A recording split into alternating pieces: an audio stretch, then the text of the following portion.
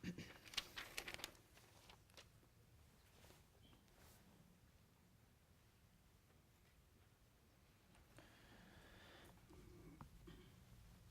عليكم ورحمة الله وبركاته. بسم الله الرحمن الرحيم. الحمد لله رب العالمين، نحمده ونسبحه ونقدسه على آلائه ونعمائه، ونشهد أن لا إله إلا الله وحده لا شريك له، إلها واحدا أحدا فردا صمدا حيا قيوما، نؤمن له بالربوبية ونقر له بالعبودية، من يهدي الله فهو المهتدي ومن يضلل فلن تجد له وليا مرشدا، ونشهد أن سيدنا محمدا عبده ورسوله أرسله بالهدى ودين الحق ليظهره على الدين كله. اللهم صل وسلم وزد وبارك وترحم على محمد وآل محمد كما صليت وسلمت وباركت وترحمت على إبراهيم وآل إبراهيم في العالمين إنك حميد مجيد. وصل اللهم وسلم على أوصيائه وخلفائه وعترته وأهل بيته.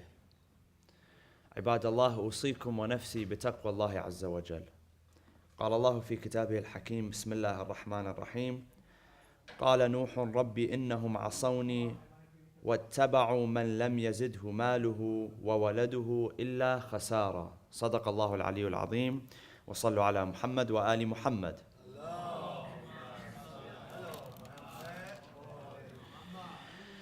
Chapter 71 of the Qur'an is named after one of the 4 biblical prophets who are mentioned in the Qur'an, and there are chapters in the Qur'an that are named after them.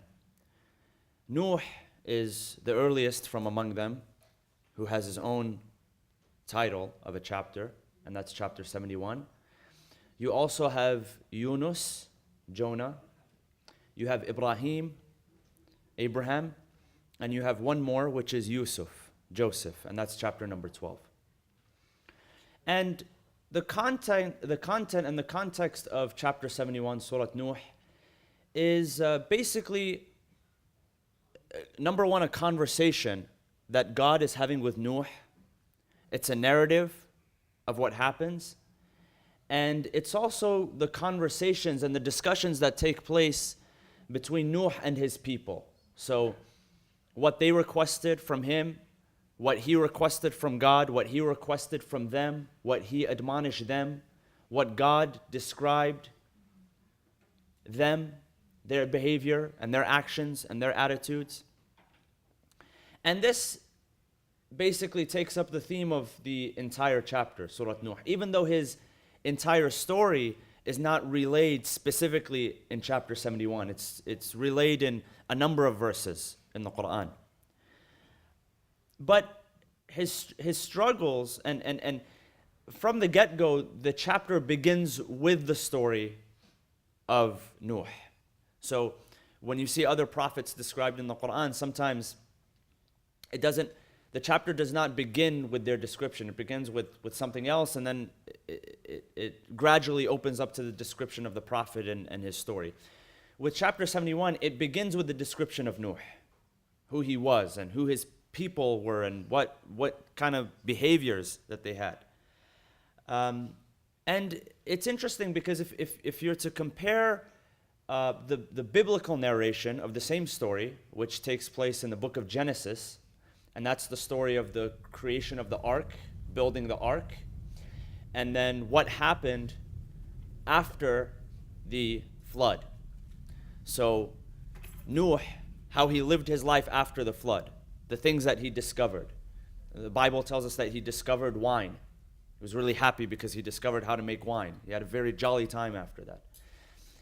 Now the Qur'an doesn't tell us so much of details, and that's naturally because the Qur'an in content is much smaller, only in content is much smaller when you compare it to other texts.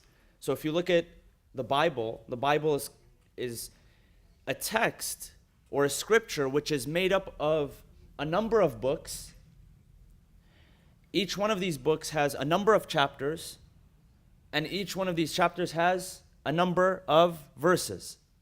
Whereas the Qur'an is one book with multiple chapters, 114 chapters with multiple verses. So in content, it's actually much smaller, but that also means that it's also much more concise in the delivery of its meaning.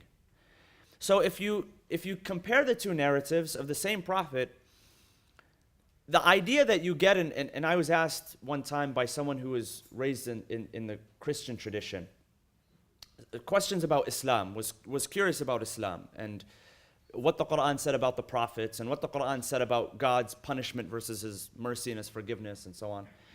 And this person said to me that it seems like God is just very spiteful, very vengeful. God just wants to destroy everybody.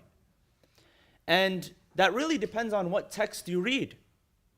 Because if you read the Quranic text, you don't come across that idea. Yes, God talks about annihilation and punishment, but only as a final resort when the people engage in a behavior that they're going to destroy themselves anyways. That's what the Qur'an says. That when the people get to a point where they're going to destroy themselves, that their behavior is not sustainable, that's when God's punishment comes.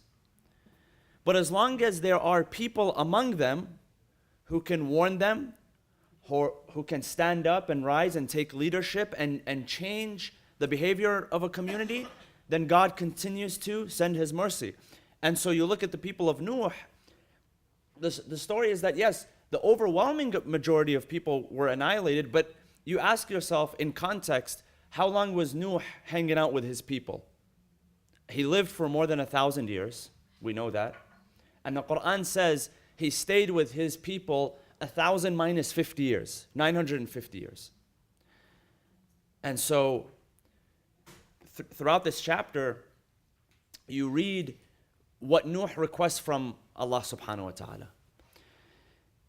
And one of those requests, Nuh says,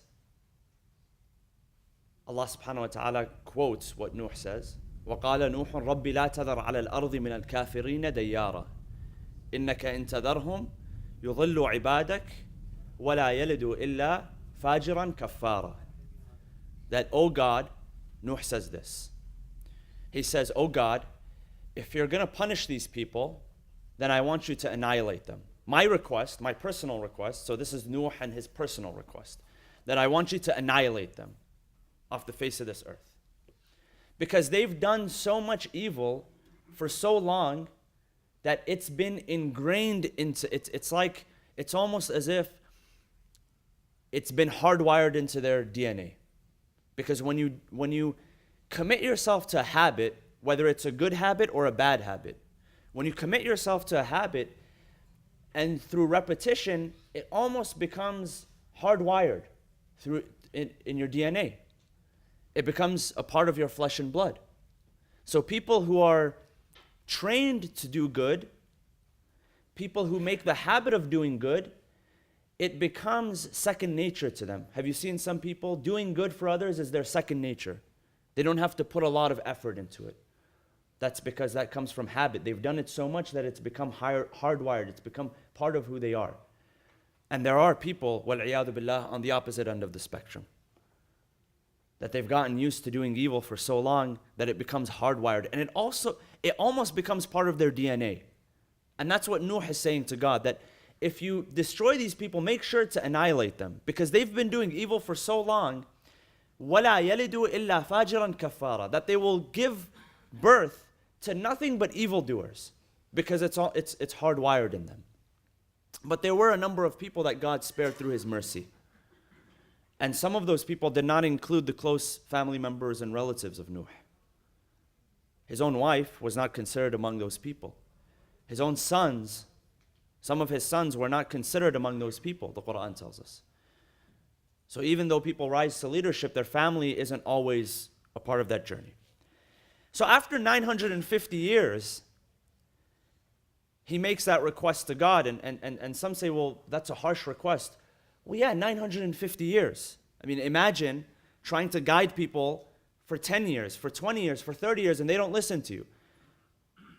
Sometimes people give us, a little bit of negative, and we wish the worst upon them, that they never see success in their life. And each one of us, we come from an ethnicity or a language where there's a special way to curse someone. You know, in each language, there's that special way to curse someone, 10 or 15 different ways, right? Certain expressions that people use, right? And so coming back to the story of Nuh, what Nuh is facing with his people, number one, is that they are worshiping idols. So it's the story of most other prophets.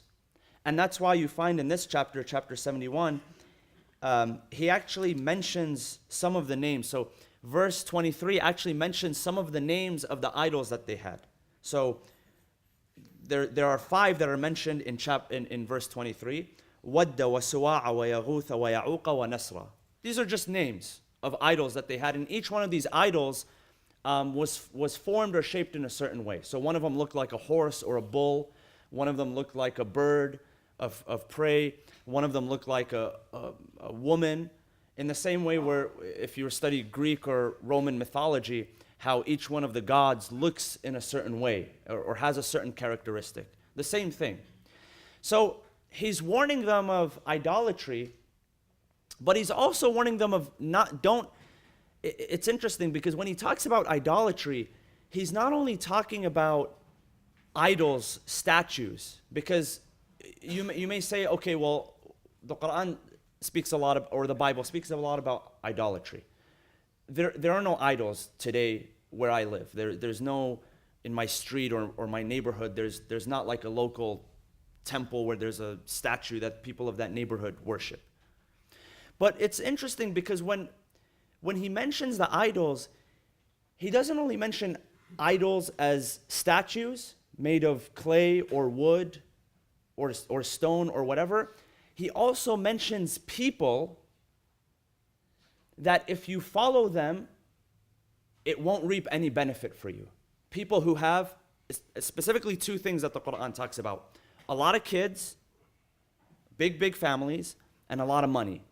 Because whenever the Qur'an talks about wealth, whenever it talks about fortune, it mentions those 2 elements, mal and banun. So one is actual wealth, so land, gold, cattle, whatever wealth is measured in. It's different for every generation, whatever wealth is mentioned in. They didn't have Bitcoin back then, so Bitcoin, having a lot of Bitcoin would have been part of wealth. But he talks about people who have a lot of wealth, who have a lot of money, and there's a segment of society that's not only doing idol worship in that sense that they're prostrating to inanimate objects that can't help them, they're also, in a sense, worshiping people because they have money and because they have big families. And he says that won't help them. قال نوح, this is verse 21. قال نوح رب إنهم عصوني. Oh Allah, these people, they disobeyed me. So how did they disobey? قال نوح رب إنهم عصوني واتبعوا من لم يزده ماله وولده إلا خسارة. So my Lord, they disobeyed me and they followed those whose wealth and children increased them nothing but loss. So in that sense, idolatry is actually very real. Because going back to what the Bible talks about and the journey of the Prophet, it's very interesting because the Qur'an later comes and elaborates many of the things that the old scriptures were mentioning. Even though we don't believe that the scriptures, the earlier scriptures are 100% authentic, but there is some truth to them. The general portions of the stories, there is very much a truth to them. And the Qur'an came and built upon some of that and elaborated some of that. So if you look at the Bible, same problem happens. You have the most prominent story, which is also one of the most prominent stories of the Qur'an, and that's Banu Israel, the people of Musa. And God delivers them from the torment. The Qur'an talks about that. يُذَبِّحُونَ أَبْنَاءَكُمْ وَيَسْتَحْيُونَ نِسَاءَكُمْ. So they murder your children, and they take your women as slaves. That's what the Qur'an is telling Banu Israel. That the pharaohs, the Egyptians, that's what they're doing. And so we delivered you from them. Moses delivers them. And as soon as he delivers them, as soon as they cross that ocean, they start facing other struggles. Now it's a struggle of belief. They see people who have an idol, and it looks cool, it looks glamorous, so they want to follow. And today we follow things which are very trendy and very glamorous. And so they tell Musa, well, we want a God, in the same God that they have. So build one up for us. And Musa shows them the error of their ways. Now the Bible specifically talks about 5 things. And it's interesting because the Qur'an also gives parallels. 5 things that prevented these people who were lost in the desert for many generations of reaching what God had promised to them. Al-Ard al-Muqaddasa, the promised land. And among those 5 things was lust. So lust is gaining pleasure at the expense of God or at the expense of other people. Among those things is tempting God, and what that means is that when you ask God to do something that's contrary to God's character or God's standard. For instance, you do something evil, you do something bad, and you ask God to bless it. So I'm going to open up a liquor store, an alcohol store, and I ask God to bless my business. That's called, in biblical terms, that's called tempting God.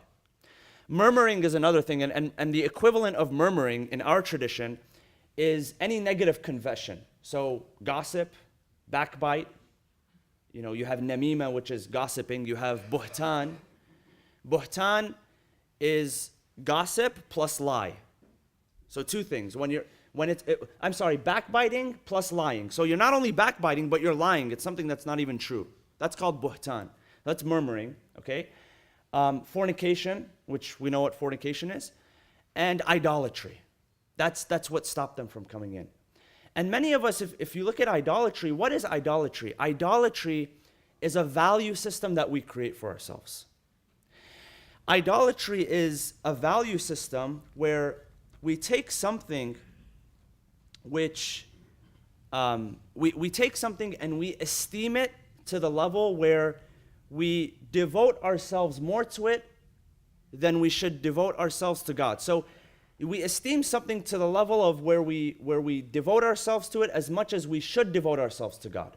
That's what idolatry is. And so it's not necessarily an idol. It's not necessarily a statue. Yes, the earliest people practiced idolatry in that way. So how did it happen? Well, you had from amongst the descendants of Adam and Eve, people who began to, they had a desire to revere their fathers, their grandfathers, and their ancestors. And today you have a camera that you can take a picture of, or you can draw a portrait. Before, their thinking wasn't so advanced, so they wanted to have something that they can honor their ancestors through. And so their idea of honoring their ancestors was to make statues which looked like them, to make idols which looked like them. And so that's what they began doing. And they began placing them amongst their midst. And pretty soon, that reverence and that honor turned into worship. And that's how it became idol worship. And that's how it became spread in the land. And so God warns of excessively revering something that should not be revered. No, meaning that everything should have its limits. So when we take idolatry in that sense, really idolatry can be with anything. It can be with your job. Corporate life can be very idolatrous.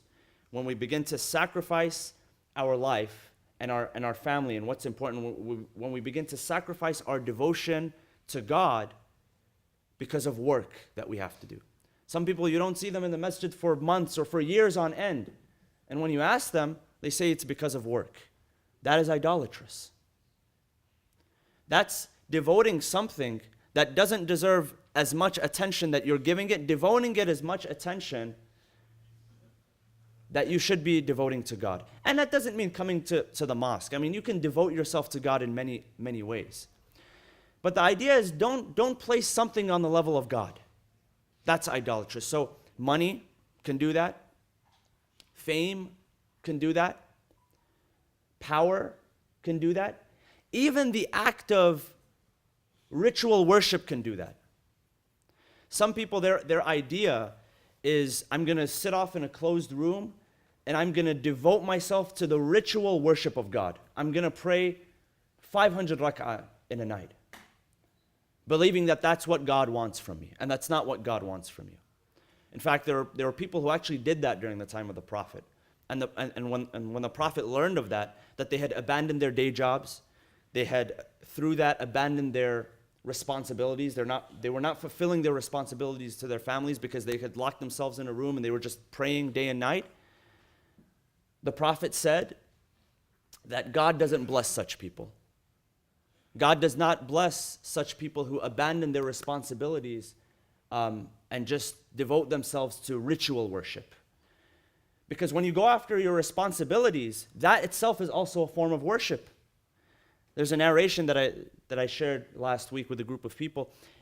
It says that there are some acts of disobedience, dhunub.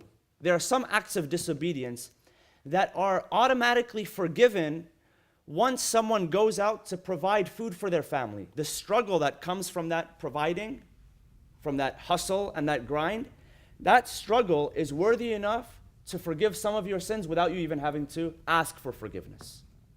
So there's merit and there's virtue in that. And so the idea is to live a balanced life, not to give anything more attention than it deserves, which is, by the way, the definition of wisdom. Wisdom, hikmah, is when you give everything the attention it deserves. Not that you neglect something, and not that you are excessive, but that you give everything the attention that it deserves. So if we look at idolatry, when it's mentioned in the Bible or in the Qur'an or in the Torah or in any text, yes, the form of idolatry that people were practicing at that time was devotion to a statue, was devotion to a picture, was devotion to a form.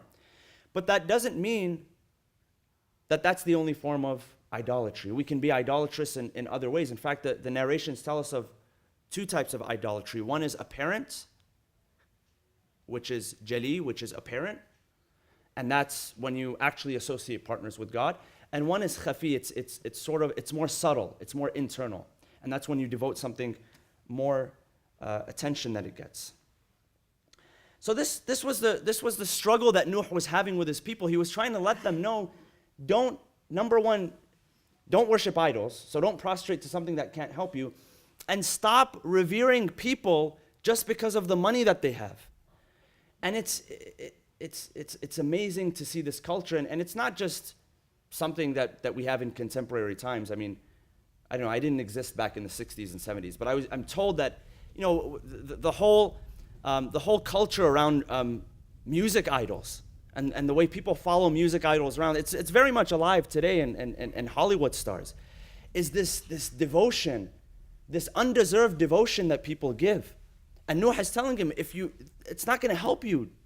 So devote yourself to something which is worthy of your time, and what precedes that is actually knowing your value. When you understand what your value is, you stop devoting yourself to things that really are useless. And you stop being excessive in your behavior. And so he lets them know, he tells them, my Lord, Nuh says, my Lord, this is what they're doing. They're following people because of their wealth, because of what they have, and that's not going to benefit them.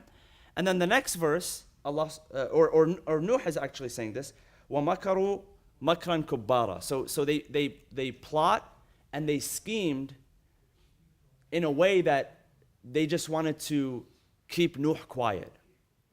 And so the commentary of that verse comes from Abdullah ibn Abbas, the cousin of the Prophet. He says the following.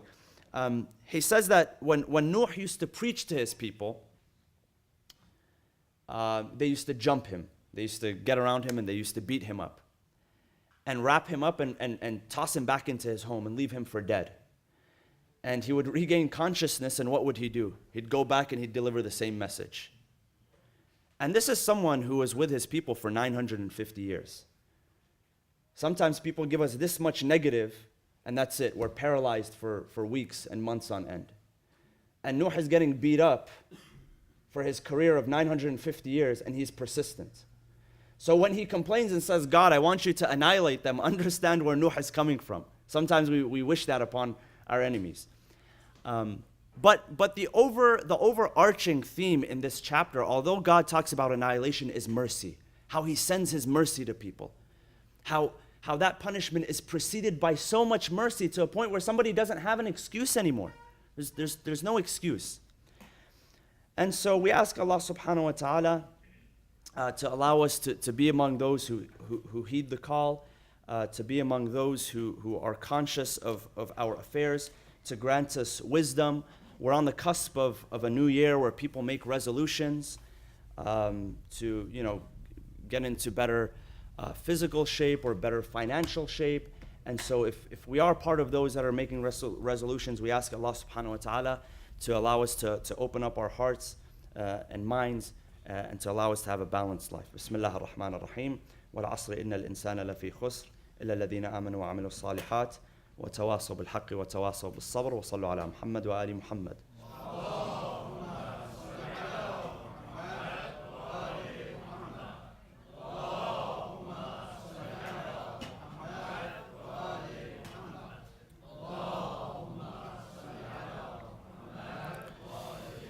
بسم الله الرحمن الرحيم الحمد لله رب العالمين نحمده ونسبحه ونقدسه على آلائه ونعمائه ونشهد أن لا إله إلا الله وحده لا شريك له ونشهد أن سيدنا محمدا عبده ورسوله اللهم صل وسلم وزد وبارك وترحم على محمد وآل محمد كما صليت وسلمت وباركت وترحمت على إبراهيم وآل إبراهيم في العالمين إنك حميد مجيد وصلى اللهم وسلم على أوصيائه وخلفائه وعترته وأهل بيته علي أمير المؤمنين وقائد الغر المحجلين وعلى البضعة الطاهرة فاطمة الزهراء سيدة نساء العالمين وعلى سبط نبي الرحمة وسيد شباب أهل الجنة الحسن والحسين وعلى علي بن الحسين ومحمد بن علي وجعفر بن محمد وموسى بن جعفر وعلي بن موسى ومحمد بن علي وعلي بن محمد والحسن بن علي والخلف الهادي المهدي عجل الله تعالى فرجه وسهل مخرجه وجعلنا من أنصاره وأعوانه عباد الله أوصيكم ونفسي بتقوى الله عز وجل. The 10th of the month of Rabi' al-Thani in the year 232 after Hijrah marks the birth of the 11th Imam of the school of Ahl al-Bayt, al-Imam al-Hasan al-Askari alayhi salam.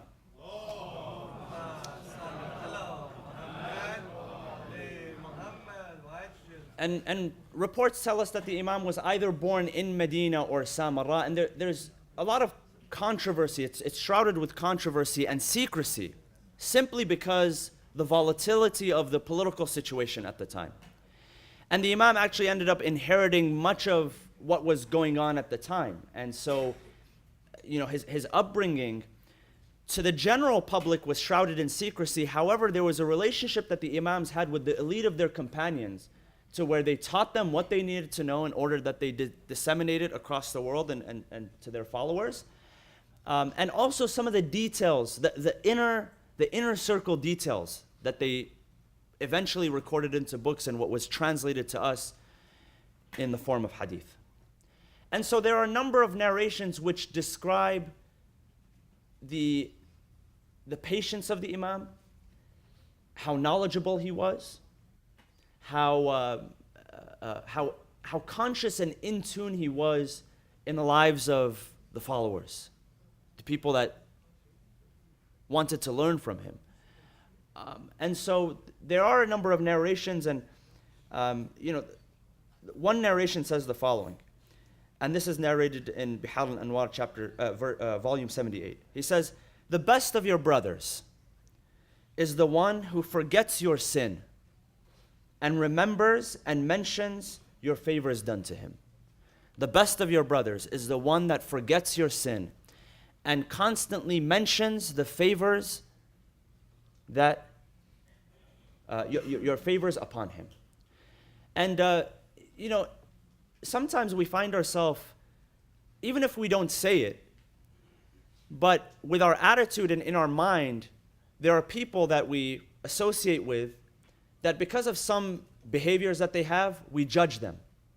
And sometimes we don't say it, verbally we don't say it, but in our mind, it's something that is constantly going on. Like, why is this person behaving in this way? Haven't I told him not to behave this way? Haven't I told him or her not to behave in this way? And we're always mentally occupied with the faults of people. And there are so many traditions which tell ourselves that the way to move forward is that you concentrate on your own self. your own strengths and your own weaknesses. And stop concerning yourself with other people's uyub, other people's shortcomings and mistakes. So that's a true brother, a brother that forgets, but also remembers all of the good that you have done for him. And so sometimes, you do a small favor for somebody, and you find that they're continuously mentioning it, weeks later, months later, years later. That's in the words and the teachings of our 11th Imam, Al-Imam Al-Askari alayhi salam. That is what is considered a true brother. So we ask Allah subhanahu wa ta'ala to allow us to be those people who forget the sins of others, and that we can remember the favors that people have done upon us. Bismillah ar-Rahman ar-Rahim.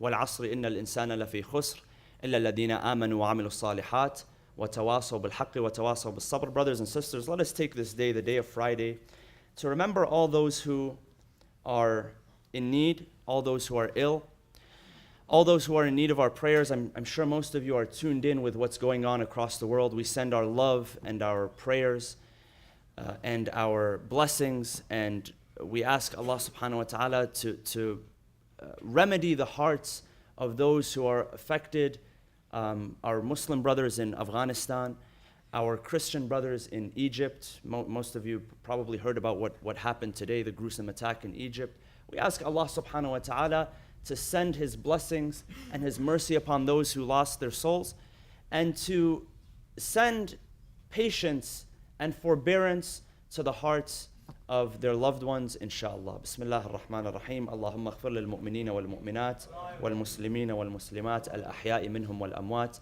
تابع بيننا وبينهم بالخيرات إنك مجيب الدعوات إنك قاضي الحاجات إنك على كل شيء قدير برحمتك يا أرحم الراحمين. وصلى الله وسلم على سيدنا محمد وعلى أهل بيته الطيبين الطاهرين.